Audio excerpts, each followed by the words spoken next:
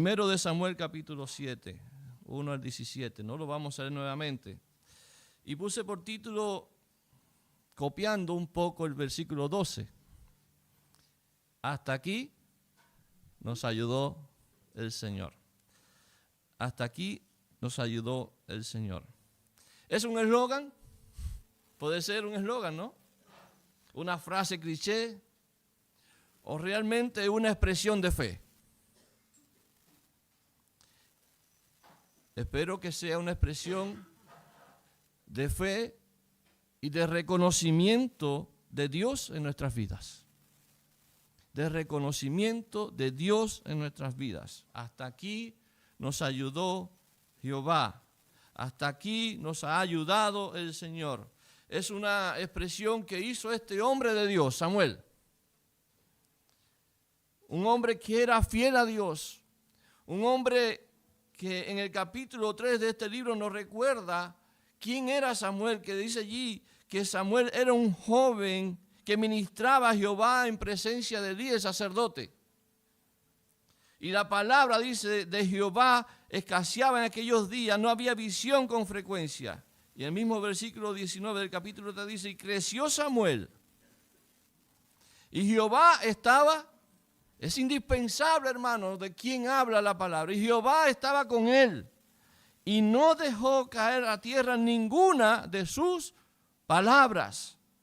Dice que todo Israel, desde Dan hasta Beerseba, conoció que Samuel era fiel profeta de Jehová. Qué lindas palabras para Samuel. Dice que Jehová volvió a aparecer en Silo, porque Jehová se manifestó a Samuel en Silo por la palabra de Jehová. O sea, que quien dijo esta frase, no la dijo desde una frase cliché, sino desde una experiencia con Dios. Desde un reconocimiento de Dios en su vida. Aquel joven dice que aquel joven Samuel creció y como vieron la semana antepasada con Bastián, al menos 20 años después, Dios seguía obrando por medio de él, pero de una manera muy especial. De una manera muy especial. El hombre escogido por Dios no solo para apartar de Israel a los ídolos, sino para algo mejor aún, para transformar el corazón de Israel. Para transformar el corazón de Israel. Y voy a ir directo al grano. Voy a ir directo a lo que sucede aquí, en este pasaje o en esta narración de lo que hemos visto hasta aquí. Aunque estamos estudiando el libro de Samuel, no debemos olvidar que esta historia narrada ocurre en un periodo muy especial de Israel. ¿Se acuerdan cuál era? El tiempo de los jueces. El tiempo de los jueces. Samuel fue el último juez puesto por Dios. Porque como van a ver más adelante, los hijos de Samuel puso a sus hijos. Dice que Samuel puso a sus hijos como jueces, pero ellos no andaban según el corazón de Dios. Samuel fue el último juez puesto por Dios en Israel, antes que llegase Saúl, el primer monarca, el primer rey. Este periodo de Israel fue un periodo muy oscuro y nunca se nos va a olvidar la frase que cada uno hacía lo que bien le parecía. Eso que no se nos olvide nunca, hermanos. Dios permitió entonces, hermanos, que durante ese periodo algunas naciones azotaran a Israel. Lo recordamos, ¿verdad? Entre ellas, los filisteos eran uno de ellos. ¿Y para qué pasaba eso? Para que Israel buscara de Dios en el fondo y dependiera de Dios en su vida. Dejara la idolatría, dejara otros dioses, etcétera, etcétera. Dios había establecido que el arca, entre las cosas que Dios pidió, que el arca estuviera en un solo lugar. ¿Se acuerdan cuál era el lugar donde Dios había dicho, ese es el lugar? Se lo dijo a Josué. en Silo. Ahí estaba el tabernáculo, ahí estaba el lugar de adoración, ahí tenía que estar el arca. Esto es importante para que entendamos lo que va a pasar después. Lugar entonces fue escogido por Josué en la conquista de Canaán. Allí fue donde repartió las tierras, allí fue donde pusieron el tabernáculo y allí es donde siempre debió estar el arca del pacto. Dios había entonces establecido eso. ¿Y qué pasó en el capítulo 4 que vimos ya varias semanas atrás? No lo vieron conmigo, lo vieron con otro hermano. Vimos cómo fue que Israel, al perder una y otra vez la batalla contra sus enemigos, porque eso sí, no ganaban ni una. Perdonen los que son futboleros, pero andaban por ahí nomás con Chile. Lo pierden todo siempre. Va a ser como un... Y eso trae tristeza. Al menos a mí. Bueno, cuando Israel perdía una y otra vez las batallas contra sus enemigos, en este caso con los filisteos, allí en el capítulo 4 se narra que los israelitas, cansados de tantas derrotas, ¿saben lo que hicieron? Deciden tomar y sacar del tabernáculo, ¿qué cosa? El arca del pacto. ¿Con qué objetivo? Allí dice el verso 3 de ese capítulo 4, cuando volvió el pueblo al campamento, los ancianos de Israel dijeron, ¿por qué nos ha herido hoy Jehová delante de los filisteos? Traigamos a nosotros de Silo el arca del pacto de Jehová, para que viniendo entre nosotros nos salve de la mano de nuestros enemigos. ¿Quién nos iba a salvar? ¿Dios o el arca? Ellos pensaban que el arca. Claramente el arca del pacto, hermanos, representaba la presencia de Dios con su pueblo. Y que Dios era un Dios de pacto y que iba a cumplir el pacto con su pueblo. Eso estaba claro. Pero los israelitas vieron en el arca la salvación de sus problemas. Ellos estaban más enfocados en el objeto que en Dios mismo. Grave eso. Dice allí la historia que tomaron el arca y con ella los sacerdotes, no solamente el arca, también los sacerdotes, los hijos de Elí, y los llevaron al campo de batalla. Y el verso 5 dice que cuando llegó el arca al campamento, todo israelita gritó a gran voz y hubo un gran estruendo que hasta la tierra tembló. ¿Recuerden eso? Vieron el arca, llegó el arca, vamos, que ahora sí ganamos. Ahora sí vamos a ganar. Y dice allí que cuando el arca llegó hasta los filisteos temieron. Pero ¿qué sucedió? Otra vez los israelitas perdieron la batalla siguiente. Aunque ya tenían, ¿qué cosa? El arca. Y dicen que en esa batalla murieron 30,000 hombres de a pie por parte de Israel. Y no solamente eso, sino que también el arca fue robada. Se llevaron el arca a los filisteos. Hermanos, eso tiene su enseñanza. No es el objeto el que tiene poder. Es el Dios del pacto el que tiene poder. Y ellos quisieron confiar más en el arca que en Dios. ¿Ok? Dice que también ese día allí murieron, incluidos los sacerdotes, hijos de Elí. Qué desazón, hermanos, ¿eh? Qué desazón. ¿Qué podría provocar más desconfianza, más desánimo, que ver que aquellas cosas que nosotros creemos y entendemos que nos van a dar la victoria, son quitadas de nuestro lado? Ellos habían confiado de que el arca le daría la victoria y no la tuvieron. Finalmente, muchos años después, lo vieron con Bastián después en el capítulo 5 y 6, muchos años después el arca fue devuelta a Israel, porque dejó varios muertos por allá, por las ciudades filisteas. Pero aún así, hermanos, aunque ya el arca había regresado, seguían sin respetar lo establecido por Dios. ¿Por qué? Dice que lo de la ciudad de Bet-Semes, creo que se pronuncia así, miraron dentro del arca, cosa que estaba prohibida y que solamente podían hacer, ¿quiénes? ¿Cuántas veces al año? Una vez al año. Pero ellos se tomaron la atribución de mirar dentro del arca, sabiendo que no podían hacerlo. Y dice que murieron más, unos 50,000 hombres más del pueblo. ¿Por qué?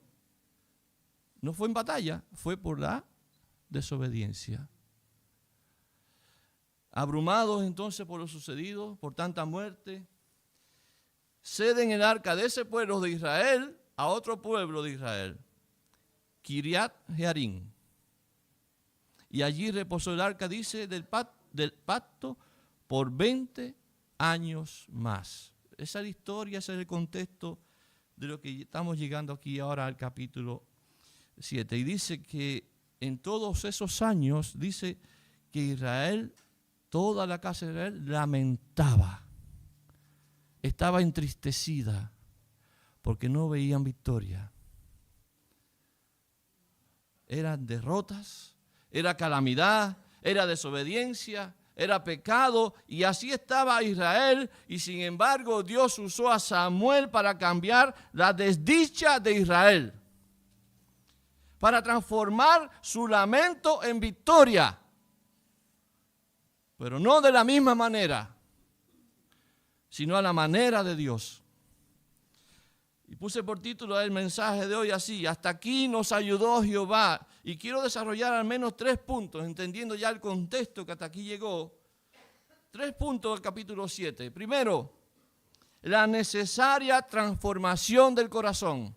Segundo, la dependencia total de la acción de Dios. Tercero, reconocimiento y restauración de Dios a su pueblo. Vamos al primer punto. La necesaria transformación del corazón. Aquí hay una gran diferencia respecto al capítulo 4. Aquí hay un hombre que guía al pueblo a hacer lo correcto. Aquí hay un hombre que va a hacer lo que realmente necesita Israel. No necesita un arca. Israel no necesitaba el arca, Israel necesitaba al Dios del arca. La dependencia era de Dios y no de un objeto, por muy espiritual que parezca. Ellos se habían olvidado de Dios. Era un tiempo oscuro de la vida espiritual de un pueblo que decía llamarse el pueblo de Dios. Un hombre fiel a Dios era necesario, porque él sabía lo que Israel necesitaba. Dice allí el verso 3 del capítulo 7. Habló Samuel a toda la casa de Israel, diciendo: si de todo vuestro corazón os volvéis a Jehová, quitad los dioses ajenos y a Astarot de entre vosotros, y preparad vuestro corazón a Jehová, y solo a él servid. Y aquí está, hermanos, la respuesta a lo que realmente necesitaba Israel. ¿Ustedes recuerdan las hermanas María y Marta? ¿Recuerdan cuando estaba Jesús en casa de María y Marta? ¿Recuerdan que Marta estaba, ¿qué cosa? Afanada con las cosas de la casa, quería atender bien a Jesús, parecía todo muy bien. Era excelente que pensara así. Ella quería atender al hombre, a Jesús, a su amigo. Pero María, ¿qué decidió hacer? Estar allí a los pies de Jesús, escuchando la enseñanza, el consejo de Jesús. Marta, ¿por qué te afanas? María ha escogido la mejor parte, ¿verdad? Era un tema del corazón. Y a pesar de haber recuperado el arca del pacto, hermanos, dice que Israel se lamentaba. Era como que algo faltaba. no estaban bien. Y es precisamente lo que sucede aquí. Samuel les dice, ustedes más que el arca necesitan cambiar su actitud, necesitan cambiar su mentalidad, necesitan transformar su corazón. Por eso deben cambiar su corazón ante Dios. Ustedes se olvidaron de Dios, dejaron de lado a Dios, pelearon con sus propias fuerzas. Eso me recuerda muchas veces los tiempos actuales. No fueron guiados por las orientaciones de Dios, desobedecieron. Por ende, lo que cada uno de ustedes necesita es volver a Jehová. Volver a Jehová. Volver a Dios. Confiar en Dios. Depender de Dios. Ustedes lo que necesitan ahora es arrepentirse de sus pecados y tener nuevamente una relación de amor con su Dios. No solamente de amor, también de devoción y de obediencia.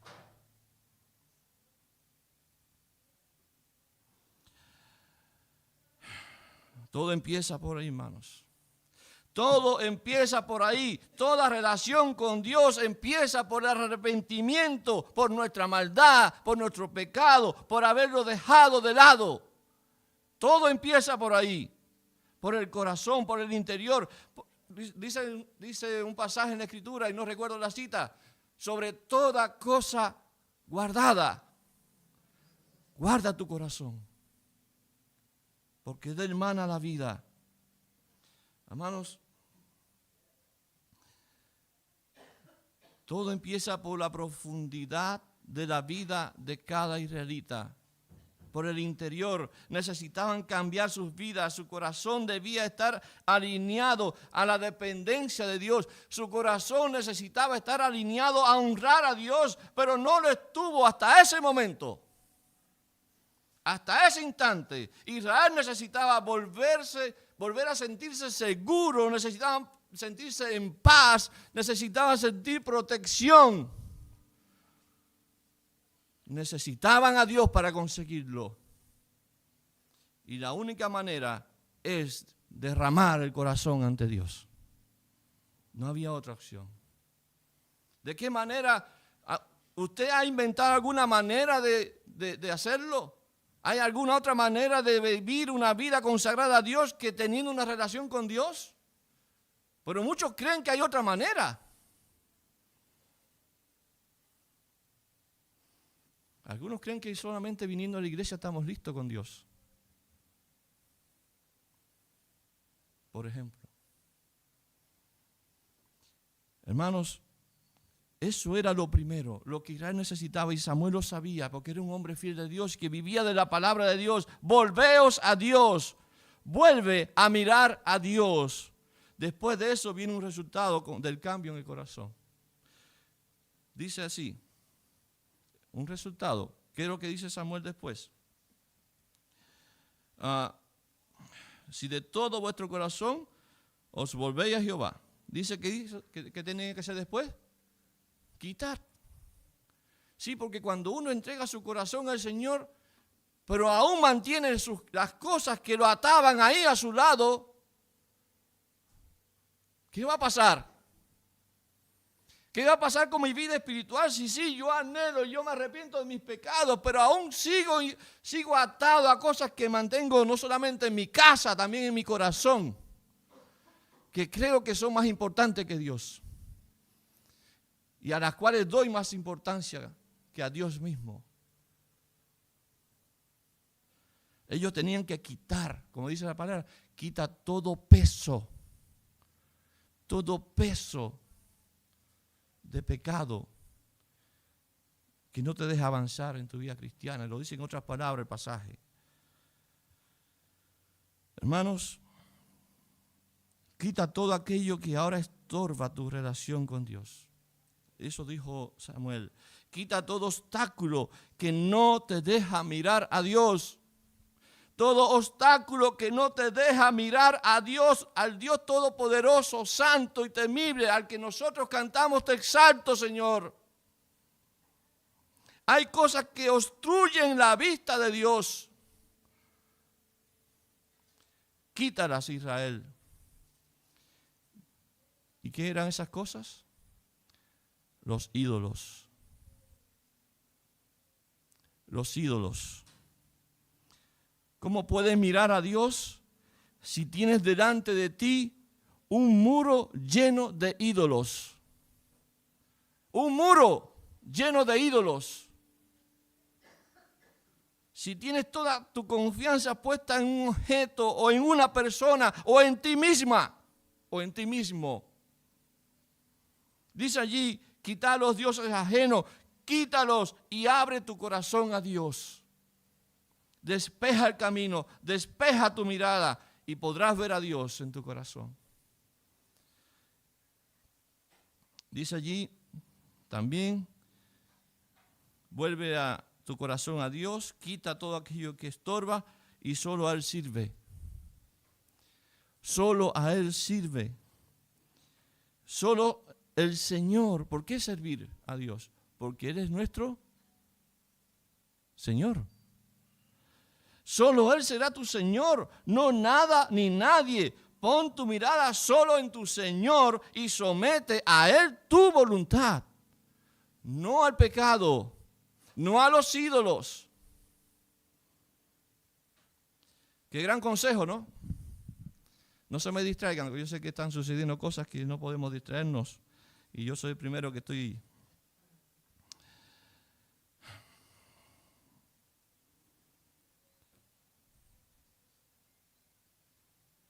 ¿Entendemos esto? ¿Es importante para nosotros esto? ¿Tiene algún valor esta palabra de Dios en nuestra vida? Quita todo aquello que estorba mi relación contigo. ¿Tiene algún sentido? Quizás tú puedes decir, yo estoy bien yendo a la iglesia. Por eso es una primera mentira y un engaño. No es solamente la iglesia, hermanos. Ni siquiera tener la Biblia en la casa. Es una relación íntima con Dios. Y eso no lo da la iglesia. Eso lo da usted de rodillas con Dios. En su casa. Pero sabemos que los cristianos de hoy en día son cristianos que buscamos de Dios y que amamos a Dios el día domingo. Los demás días Dios no existe. Es fuerte esto que estoy diciendo. Pero si a alguien aquí no le afecta, amén, qué bueno. Pero si de alguna manera te afecta esta palabra que estoy diciendo, hermano, arrepiéntete y vuelve al Señor. Vuelve al Señor. Qué gran decisión debía tomar Israel, así como nosotros. Si tú deseas tener comunión con Dios, no basta una vida religiosa, no basta decir tengo el arca del pacto, no basta decir tengo una Biblia, no basta decir acudo a la iglesia, no basta decir doy ofrenda, no basta decir llevo 50 años en la vida cristiana. No vale y no basta. Lo único que necesitas es que tú vuelvas a Dios y que te relaciones con Él. Es lo único que necesitas. Quita todo eso que te hace aparentar ser un hijo de Dios y derrama tu corazón ante Él. Quita tu autosuficiencia. Quita tu autosuficiencia y depende del Señor. Quita tu orgullo, tu egocentrismo y deja que Dios no solo sea el centro, sea el todo de nuestra vida. El todo. Así las cosas podrán cambiar. Si te arrepientes de tu pecado, si te vuelves a Jehová tu Dios.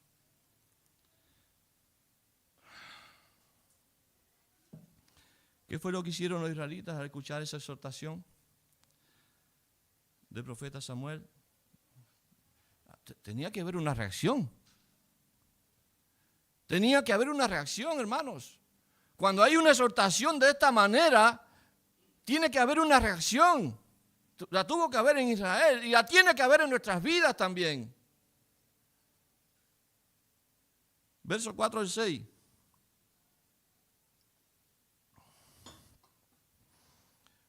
Entonces los hijos de Israel quitaron los Baales y Astarot y sirvieron solo a Jehová. Y Samuel dijo, reuní a todo Israel en Mizpa, y yo oraré por vosotros a Jehová. Y se reunieron en Mizpa y sacaron agua y la derramaron delante de Jehová y ayunaron aquel día y dijeron allí contra Jehová, hemos pecado. Y juzgó Samuel a los hijos de Israel en Mizpa. Voy a resumir lo que hicieron. Dice que quitaron los ídolos y sirvieron a Dios. Fueron convocados a orar, dependencia de Dios, ya no de sí mismos.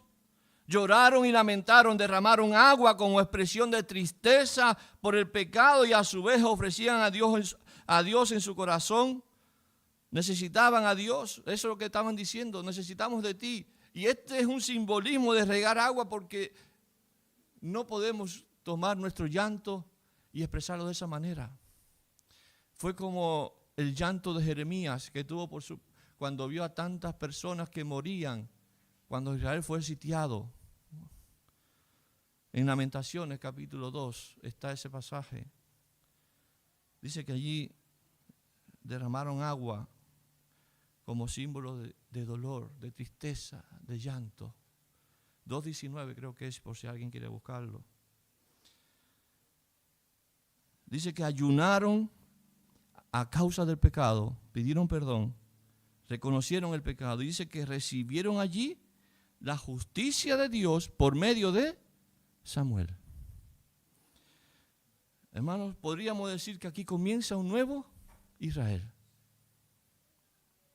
Un Israel renovado porque se arrepintieron de sus pecados, pidieron perdón y fueron restaurados.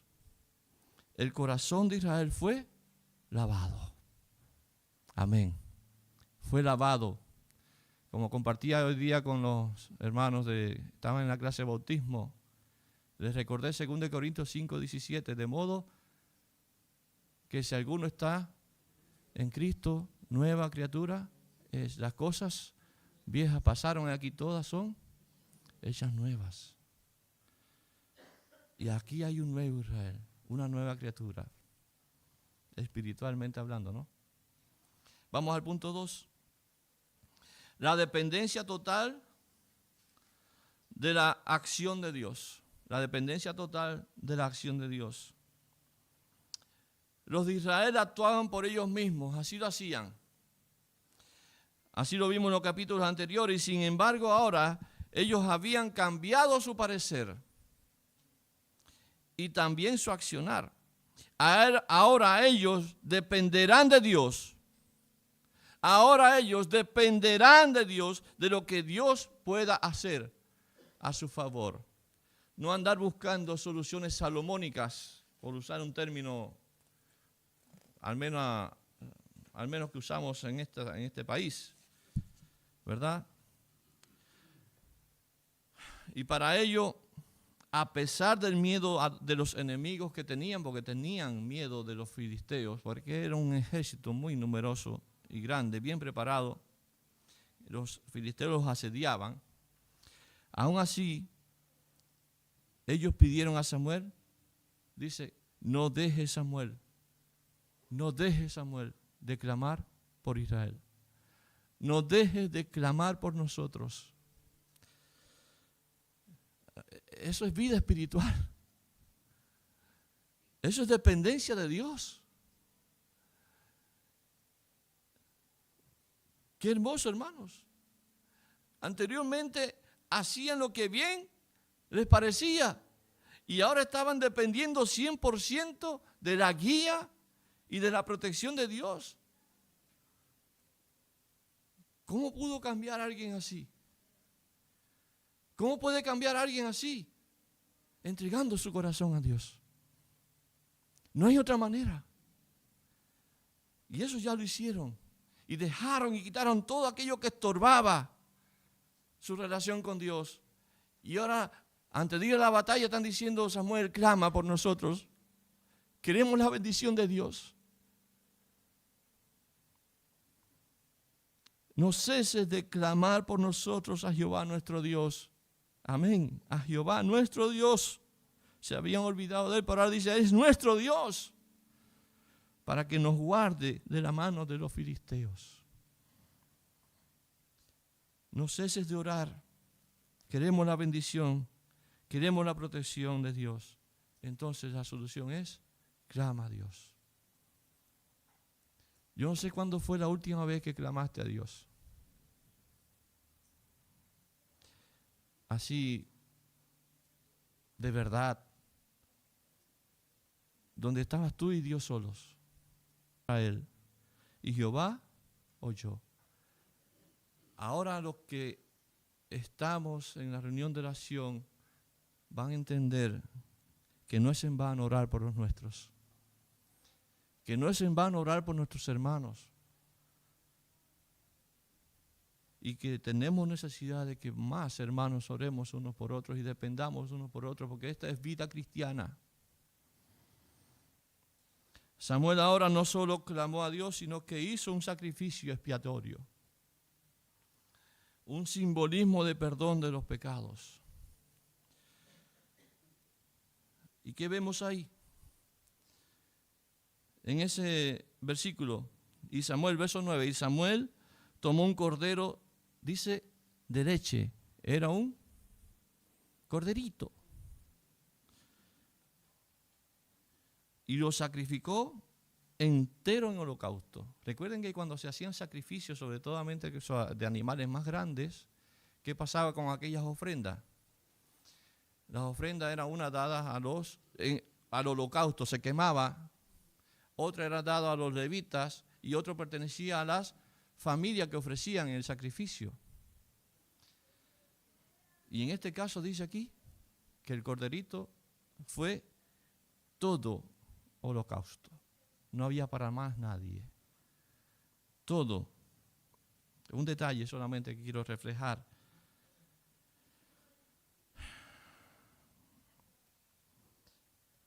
Un cordero que nunca hizo daño a nadie. Podríamos decir que no pecó, que era inocente, fue degollado, su sangre derramada, su cuerpo quemado, lacerado. ¿Por qué? ¿Qué simbolizaba eso? ¿Por qué Samuel hizo eso? Tomó un inocente y lo sacrificó. Samuel tenía claro que eso era lo que ellos merecían. Y por eso hubo un animal sustituto. En ese caso es lo que se hacía antes. Entonces el sacrificio fue aceptado por Dios.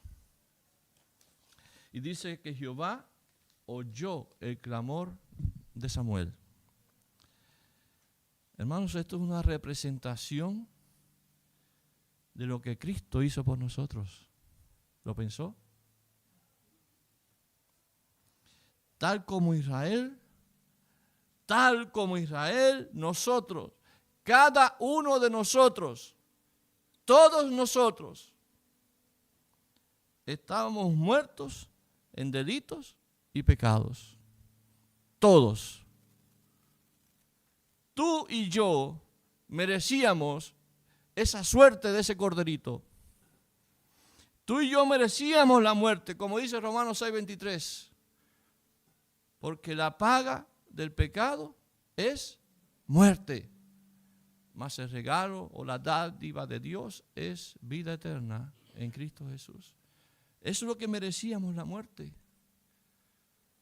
Estábamos condenados, pero Dios cargó en Jesús todo nuestro pecado. Todo nuestro pecado, toda nuestra maldad. Él fue, Jesús, ese cordero inocente. Es por eso que en el Antiguo Testamento se desarrollan toda esta clase de sacrificio. Porque era un ayo, era un símbolo de lo que un día sucedería. con Jesús. Cuando Él, siendo igual a Dios, un cordero y sin mancha, sin pecado, fue muerto por nuestra maldad. Y me vino a la mente ahora, y no lo tengo anotado, en el libro de Juan, en el capítulo 1 del Evangelio de Juan.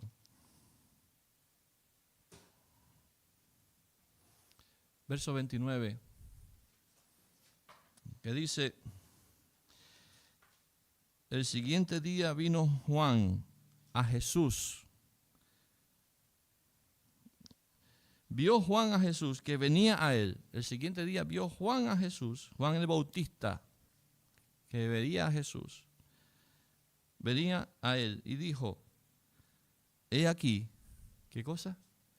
El Cordero de Dios, que quita el pecado del mundo. Una linda semejanza, una linda representación. Los holocaustos o sacrificios en el Antiguo Testamento en representación de lo que un día hizo Cristo por nosotros. La pregunta es, ¿debemos seguir repitiendo lo mismo hoy día? Claro que no, porque Jesús murió por nosotros y ese sacrificio fue por nosotros una vez y para siempre. Hasta ahí llegaron los sacrificios de ovejas, de corderos, de lo que sea. Ya no son necesarios. El único sacrificio válido fue el que Cristo hizo por nosotros en la cruz. No hay más. Dice, verso 10, y aconteció que mientras Samuel sacrificaba el holocausto, los filisteos llegaron para pelear con los hijos de Israel, mas Jehová tronó aquel día con gran estruendo sobre los filisteos y los atemorizó y fueron vencidos delante de Israel. No fueron vencidos por Israel. Fueron vencidos delante de Israel. ¿Quién fue el que dio la victoria? Dice, mas Jehová tronó aquel día con gran estruendo sobre los filisteos y los atemorizó y fueron vencidos. Una vez más, de Dios es la victoria. Una vez más, es Dios quien obra en lugar de nosotros, o Israel en ese caso. ¿Se acuerdan de Gedeón y los 300? Ellos no hicieron nada. Dios lo hizo todo. Y aquí pasa lo mismo. Dice que tronó, hubo un estruendo, un trueno, algo que sacudió los tímpanos de aquellos filisteos y arrancaron con temor. Fue algo milagroso que solo Dios puede hacer. Y se fueron huyendo porque estaban atemorizados de aquello que estaba sucediendo. Y dice que fueron, repito, hermano, dice, mas Jehová tronó aquel día con gran estruendo sobre los filisteos y los atemorizó y fueron vencidos delante de Israel. Y después salieron, huyeron. Ese pasaje me lleva al capítulo 2, versículo 10, recordando a Ana. Miren lo que dijo Ana en el capítulo 2, verso 10. Delante de Jehová serán quebrantados tus adversarios. Y sobre ellos, dice, tronará desde los cielos.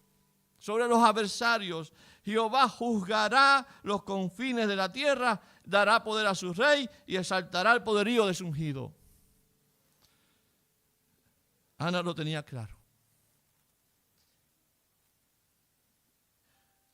Y no es que ella predijo lo que iba a suceder. Ella estaba alineada porque era una mujer espiritual. Al igual que Samuel, cuando dijo, aquí no necesitamos el arca, aunque es una representación de Dios, un simbolismo, está bien.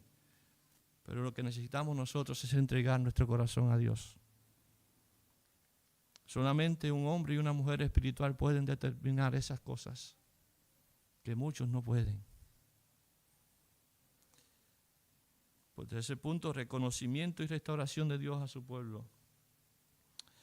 Verso 12 en adelante, tomó luego Samuel una piedra y la puso entre Mizpa y Sen. Y le puso por nombre Ebenezer, diciendo, hasta aquí nos ayudó Jehová. Así fueron sometidos los filisteos y no volvieron más a entrar en el territorio de Israel. Y la mano de Jehová estuvo contra los filisteos todos los días de Samuel. Y fueron restituidas a los hijos de Israel las ciudades que los filisteos habían tomado a los israelitas. Desde Cron hasta Gat, e Israel libró su territorio de mano a los filisteos. Y hubo paz entre Israel y el amorreo. Y juzgó Samuel a Israel todo el tiempo que vivió. Dice que allí hizo Samuel un altar a Jehová en aquellos lugares. Hermanos, ¿qué fue lo que hizo Samuel acá? Él dijo, hasta aquí nos ayudó Dios, Jehová. ¿Qué pasa cuando llega la victoria? ¿Qué pasa cuando llega la victoria a Israel? Espero que, y aquí Samuel me lo demuestra, él atribuyó a Dios toda victoria. Él atribuyó a Dios toda ayuda.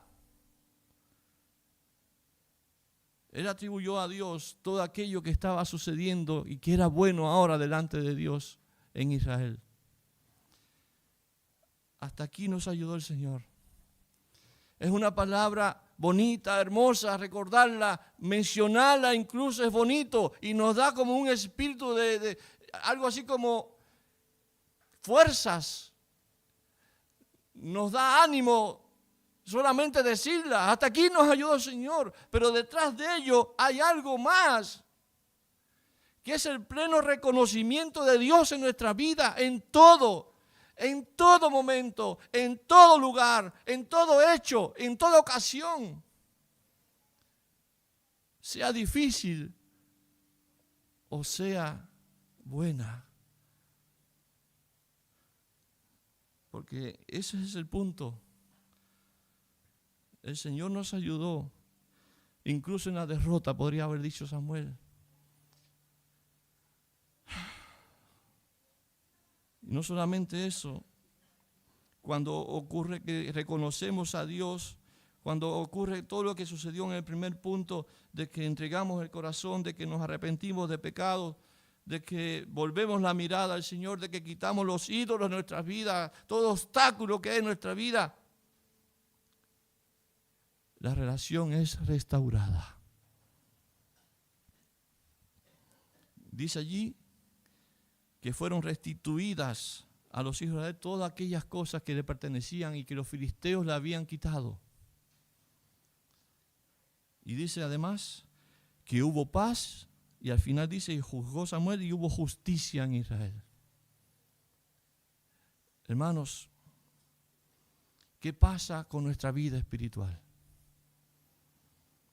¿Qué pasa con nuestra relación con Dios?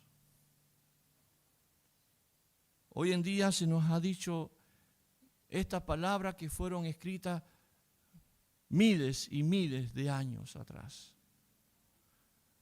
Y son dadas para nosotros. Y este libro hoy día nos ha recordado que debes cambiar tu corazón. De que debes mirar a Dios. De que debes restaurar tu relación con Dios. No creyendo de que está bien todo en tu vida. Realmente necesitas a Dios. Y necesitas mirarlo a Él. Necesitas un cambio en el corazón. Necesitas quitar todo aquello que estorba en tu vida. Hermano, todo aquello que estorba en tu vida. En mi vida hay tantas cosas que quiero sacar y lucho por sacarlas. Pídale al Señor, hermanos, porque con nuestras fuerzas no podremos. Solo Dios puede hacer cambiar el corazón de una persona, incluido el mío, incluido el suyo. ¿Quieres restaurar tu relación con Dios?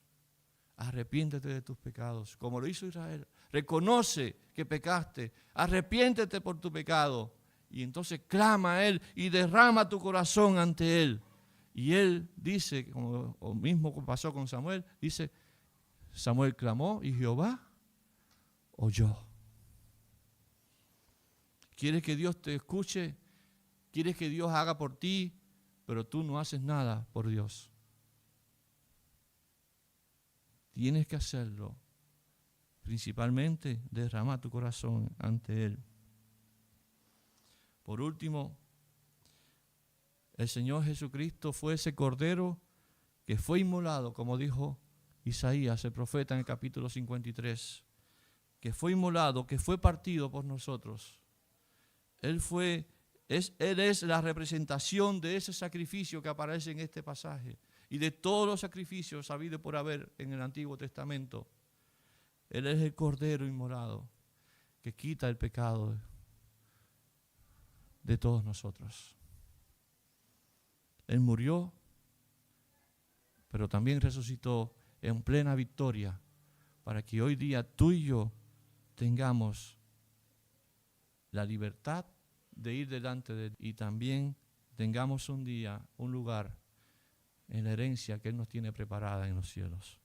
Hermanos, no hay otra cosa que podamos hacer para nuestra vida espiritual que vivir y depender de Dios, y es la única manera que podamos decir, hasta aquí nos ayudó el Señor. Padre, gracias por tu palabra, y te pido, Señor, que obres en nuestro corazón, en nuestra vida, en todo aquello que hoy día es un obstáculo en nuestra relación contigo, que no nos permite ir más allá en nuestra vida espiritual.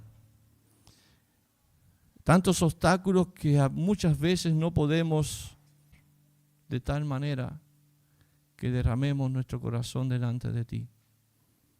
Señor, ayúdame a vivir nuestro corazón delante de ti. Señor, ayúdame a vivir una vida cristiana digna, una vida cristiana real, una vida cristiana en dependencia plena de Dios. Y gracias, Señor, porque hoy día tomamos estas palabras que a través de nuestra vida, desde pequeñitos, desde el día que nacimos hasta hoy, tú nos has ayudado y nos has guardado y nos has traído hasta aquí. Ayúdanos, Señor, a continuar en el camino hasta que tú nos llames a tu presencia. Fortalécenos y déjanos siempre guiarnos por tu palabra con la ayuda de tu Espíritu Santo. En nombre de Jesús. Amén. Que Dios nos bendiga, amados.